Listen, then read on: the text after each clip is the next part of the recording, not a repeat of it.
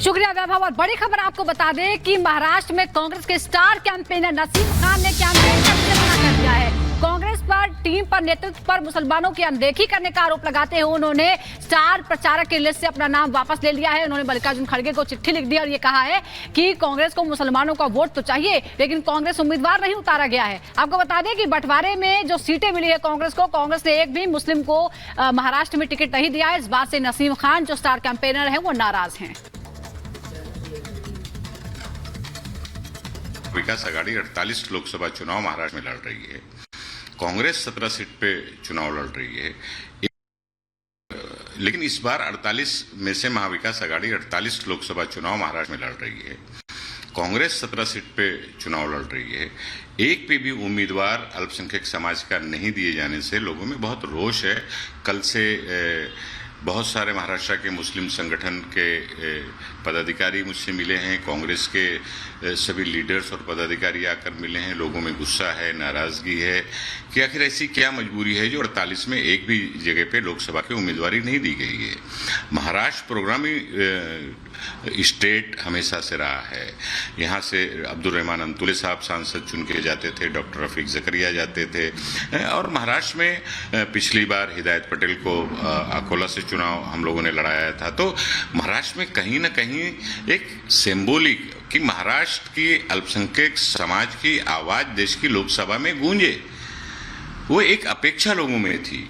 तो इस बार ये नहीं होने के कारण लोगों में नाराजगी है, और इसीलिए मैंने, क्योंकि मैं किस तरह से, मेरे पास आज शब्द नहीं है, जवाब नहीं है, मैं समाज के लोगों के बीच जब जाऊंगा कि कैंपेन करने के लिए, तो मैं किस तरह से लोगों को कहूं, और लोग सवाल करेंगे कि आपकी पार्टी ने क्यों उम्मीदवारी नहीं दी है, तो मेरे पास जवाब नहीं है। तो मैंने ये निर्णय लिया है कि मैं फेज 3 और 4, 5 में मैं कैंपेन नहीं करूंगा। फर्स्ट और सेकंड में मैंने कैंपेन किया है, और आगे में जो भी सेंटिमेंट है, जो भी भावना है, वो मैं कांग्रेस आलाकमान को मैंने पहुंचा दी। तो महाराष्ट्र कांग्रेस नेता नसीम खान को आपने सुना, जिन्होंने साफ तौर पर नाराजगी जताते हुए यह कह दिया है कि अगर मुस्लिम उम्मीदवार नहीं होगा तो वो प्रचार नहीं करेंगे। लेकिन अब नसीम खान के इस फैसले और बयान के बाद महाराष्ट्र के मुस्लिम वोटर किस तरफ रुख करते हैं, यह देखना बड़ा दिलचस्प होगा। फिलहाल ये रिपोर्ट आपको दिखाते हैं। महाराष्ट्र कांग्रेस को एक और झटका लगा है। स्टार प्रचारकों में शामिल नसीम खान ने कांग्रेस अध्यक्ष को पत्र लिखकर प्रचार अभियान समिति से इस्तीफा देने की घोषणा की है। नसीम खान ने कांग्रेस के राज्य में किसी भी मुस्लिम उम्मीदवार को टिकट नहीं दिए जाने पर नाराजगी जताई है। चिट्ठी में लिखा कि कांग्रेस को मुस्लिम वोट तो चाहिए, लेकिन उम्मीदवार नहीं। महाराष्ट्र की कुल 48 लोकसभा सीटों में से एमवीए ने एक भी मुस्लिम उम्मीदवार नहीं खड़ा किया है। अबू आजमी ने भी पार्टी पर सवाल उठाए हैं, तो वही बीजेपी ने कांग्रेस पर प्रहार किया है कि दो ऐसे दल, उद्धव ठाकरे और शरद पवार जी का, जिनके पास न दल का नाम बचा है, न चुनावी चिन्ह बचा है, इसके बावजूद भी जो कांग्रेस दल राष्ट्रीय पक्ष है उसको पूरी तरह से अपमानित कर दिया। और वही कारण है कि मुंबई और महाराष्ट्र के कांग्रेस के नेताओं में पराजय का डर, एक और आपसी अनबन, आपसी झगड़े, और ये सारे कारण इनको ले डूबेंगे। Report Republic Bharat. तो नसीम खान की आवाज बुलंद करने के बाद अब मुश्किलें हो सकती हैं कांग्रेस के लिए और पूरे एमवीए के लिए महाराष्ट्र में। और हमारे सहयोगी सत्यप्रकाश हमारे साथ जुड़ गए हैं। सत्यप्रकाश, क्या कहा जाए, कांग्रेस हमेशा अल्पसंख्यकों की बात तो करती है, लेकिन जब हिस्सेदारी देने की बारी आती है तो महाराष्ट्र में इस तरह से नसीम खान जैसे शख्स सामने आते हैं और वो आवाज बुलंद करते हैं।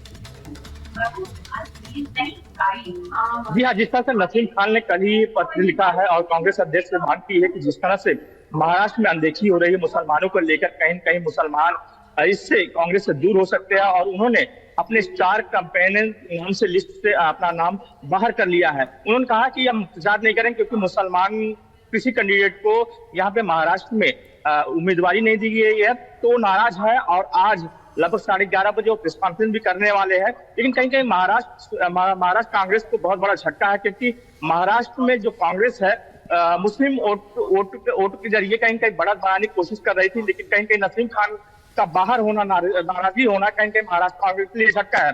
उसी नसीम खान के सुर में सुर मिलाते हुए जो समाजवादी पार्टी के अध्यक्ष है अबू आजमी ने भी कहा कि विकास आघाड़ी में 48 सीटों का बंटवारा हुआ, लेकिन एक भी उम्मीदवार जो कि मुसलमान नहीं है। कहीं कहीं मुसलमान जो है महाविकास आघाड़ी मुसलमानों की बात करती है, कांग्रेस मुसलमानों की बात करती है, समाजवादी पार्टी मुसलमानों की बात करती है, लेकिन एक भी कैंडिडेट का नहीं देना। बिल्कुल सत्यप्रकाश, जिस तरह के अब हालात महाराष्ट्र में बन रहे हैं, क्योंकि बीजेपी जो है वो कॉर्पोरेट कॉम्बिंग कर रही है महाराष्ट्र में वोटरों को साधने के लिए, और ऐसे में अगर आप कोई भी लूपहोल्स छोड़ते हैं तो तय है सीधा फायदा बीजेपी को ही मिलेगा। फिलहाल बहुत बहुत शुक्रिया। इस बीच एक और बड़ी खबर अपने दर्शकों को बता दें, कांग्रेस पर गिरिराज सिंह ने तंज कसा है। कांग्रेस के पक्के वोटर हैं मुस्लिम।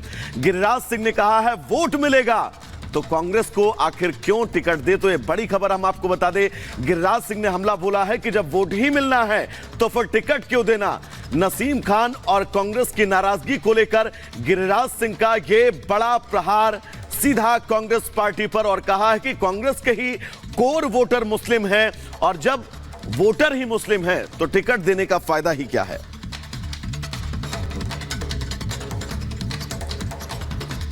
तो गिरिराज सिंह का यह बयान, एक तरफ जहां नसीम खान की नाराजगी महाराष्ट्र में सामने आ रही है, तो इस नाराजगी के बीच गिरिराज सिंह ने यह साफ कह दिया है कि कांग्रेस के वोटर हैं मुस्लिम, जब वोट मिलना है तो आखिर कांग्रेस मुस्लिम प्रत्याशियों को टिकट क्यों दे। और इसी बात को लेकर नाराज है नसीम खान, जो कहते हुए नजर आ रहे हैं कि वो जब अपने समाज के बीच जाएं तो आखिर उन समाज को क्या जवाब दें कि उनके ही समाज के किसी भी एक भी प्रत्याशी को महाराष्ट्र कांग्रेस में टिकट नहीं दिया गया है। अब इस नाराजगी के बीच महाराष्ट्र के मुस्लिम वोटर दशा और दिशा क्या तय करते हैं, इसको लेकर इंतजार जरूर करना होगा। लेकिन यह तय है, नसीम खान के इस फैसले के बाद, गिरिराज सिंह के इस बयान के बाद महाराष्ट्र की सियासत में ट्विस्ट जरूर आया है। सुनवाते हैं आपको। वोट मिल ही रहा है तो टिकट उकर देने से क्या मतलब। कांग्रेस को यह उम्मीद है कि मुसलमान जाएगा कहां, वोट टिकट दे ना दे तो मुसलमान वोट देगी ही, तो मुसलमान उनके बंधुआ मजदूर हैं, वोट देंगे ही।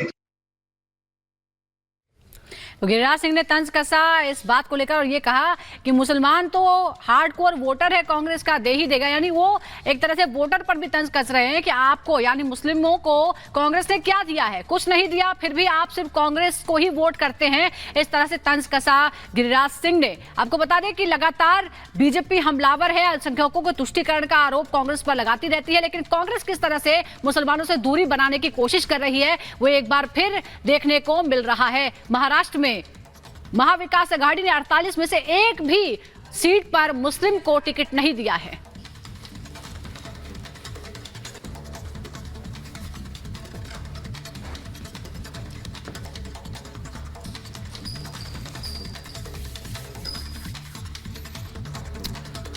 तो नसीम खान और कांग्रेस की नाराजगी के बीच अब आगे बढ़ेंगे और सबसे बड़ा चुनाव अपडेट आज का आपको दे दे। दरअसल प्रधानमंत्री नरेंद्र मोदी 2 राज्यों के दौरे पर रहेंगे जहां पर वो चुनावी प्रचार करते हुए नजर आएंगे। महाराष्ट्र और गोवा ये वो 2 राज्य हैं जहां पर आज प्रधानमंत्री नरेंद्र मोदी के कार्यक्रम है, और इन कार्यक्रमों के जरिए महाराष्ट्र के कोल्हापुर में जनसभा और जनसभा के जरिए वोटरों को साधने की कोशिश। गोवा में प्रधानमंत्री नरेंद्र मोदी की रैली है। गुजरात में गृहमंत्री अमित शाह आपको आज चुनावी ताल और प्रचार करते हुए नजर आएंगे।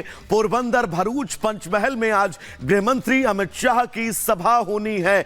कोशिश यही है कि गुजरात के रण में भी शानदार प्रदर्शन बीजेपी करे, पिछले लोकसभा चुनाव की तरह। वडोदरा में भी अमित शाह का भव्य रोड शो होना है, जिसको लेकर तैयारियां पूरी कर ली गई हैं। वडोदरा की सड़कें सजी हुई हैं। बात मुख्यमंत्री योगी आदित्यनाथ की करें तो हाथरस, फिरोजाबाद और औरैया में योगी आदित्यनाथ की जो है वो सभा होनी है। इस बीच एक बड़ी खबर आपको बताएंगे। तीसरे चरण के लिए प्रधानमंत्री नरेंद्र मोदी का धुआंधार शानदार प्रचार जारी है।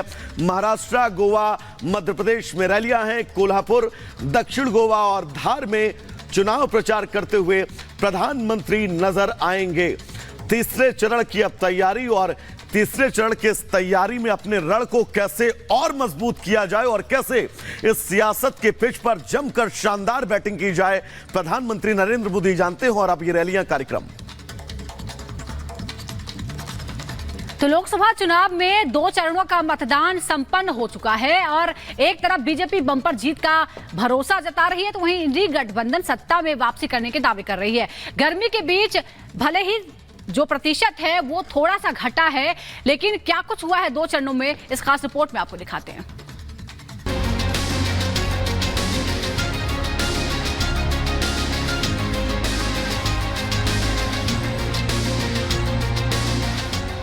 लोकतंत्र के महापर्व का दूसरा चरण संपन्न हो चुका है।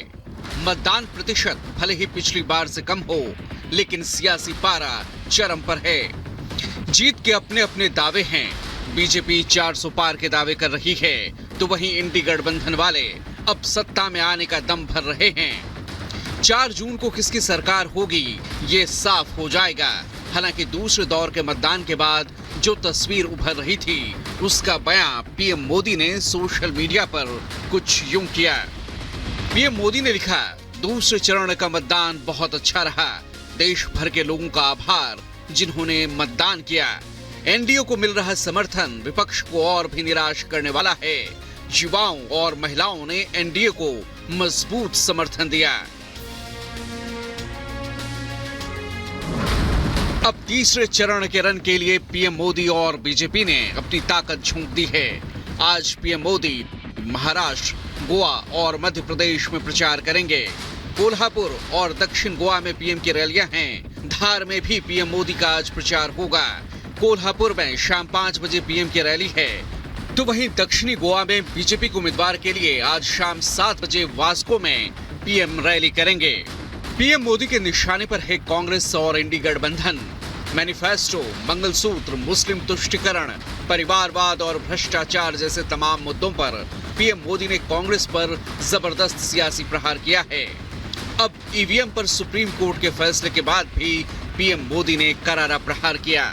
देश की सर्वोच्च अदालत ने, सुप्रीम कोर्ट ने ऐसा करारा तमाचा मारा है, ऐसा करारा तमाचा मारा है, ये अब मुंह ऊंची करके देख नहीं पाएंगे।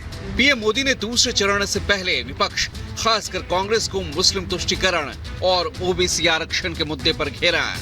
विरासत टैक्स के रूप में कांग्रेस अपनी जो खासम खासस वोट बैंक होगी, आरजेडी की अपनी जो खासम खास वोट बैंक होगी, ये जो आपका लूट लेंगे वो उनको बांट देंगे।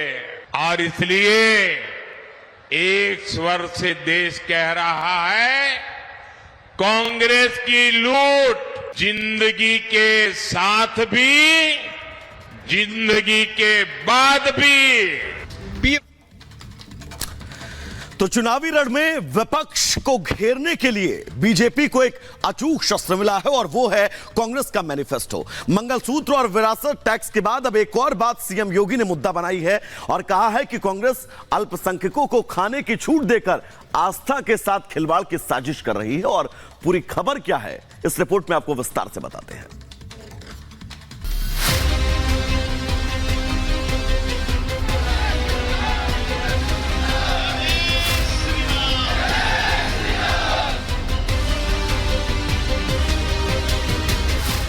वहां गौकसी कराने का खुली छूट देंगे। क्या आप गौकसी को छूट देंगे क्या?